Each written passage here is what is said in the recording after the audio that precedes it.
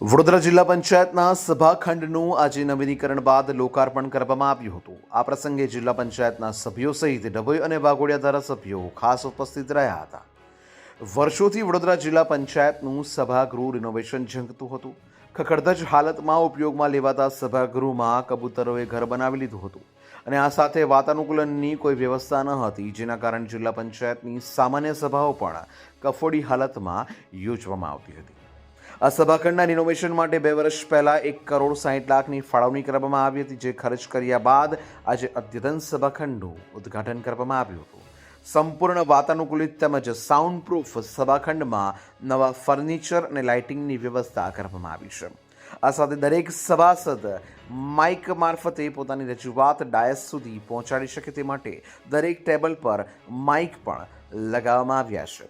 વડોદરા જિલ્લાના પૂર્વ પ્રમુખ અશોકભાઈ પટેલના સમયકાળ દરમિયાન સભાખંડના રિનોવેશન માટેની વહીવટી મંજૂરી મળી હતી અને તેઓના સમયમાં કામગીરી શરૂ કરવામાં આવી હતી, જ્યારે ઉદ્ઘાટનની તક હાલના જિલ્લા પંચાયત પ્રમુખ ગાયત્રીબા મહિડાને મળી છે।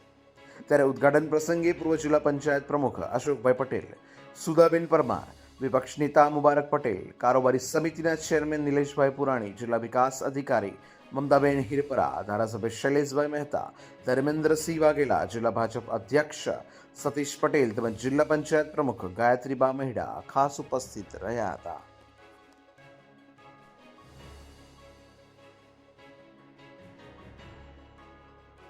આજે વડોદરા જિલ્લા પંચાયતના સભાખંડનું ઇનોગ્રેશન કરવામાં આવ્યું। તેમાં વાઘોડિયાના ધારાસભ્ય શ્રી ધર્મેન્દ્રસિંહ બાપુ, ડભોઈના ધારાસભ્ય શ્રી શૈલેષભાઈ મહેતા સાહેબ, વડોદરા જિલ્લા ભાજપ પ્રમુખ સતીશભાઈ, વડોદરા જિલ્લાના વિકાસ અધિકારી શ્રી મમતાબેન હિરપરા, વિવિધ સમિતિઓના ચેરમેનશ્રીઓ, કારોબારી અધ્યક્ષ શ્રી નિલેશભાઈ, ઉપપ્રમુખ શ્રી અશ્વિનભાઈ તેમજ વિરોધ પક્ષના નેતા મુબારકભાઈ તેમજ વિવિધ સમિતિઓના ચેરમેન, તાલુકા પંચાયતના પ્રમુખશ્રીઓ, તાલુકા વિકાસ અધિકારીઓ તેમજ વડોદરા જિલ્લા પંચાયતની પૂરી ટીમ તેમજ અધિકારીગણ આજે ઉપસ્થિત રહ્યા હતા।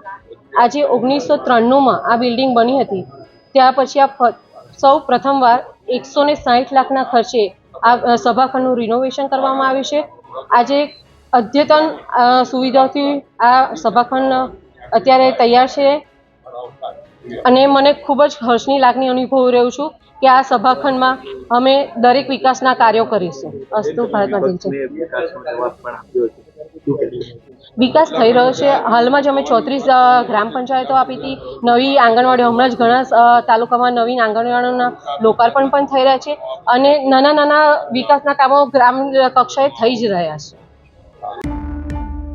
સબસ્ક્રાઇબ કરો ફેક્ટ ફંડ ન્યૂઝ ચેનલને અને YouTube ઉપર બેલ આઇકન દબાવી સમાચારોની તમામ અપડેટ મેળવો।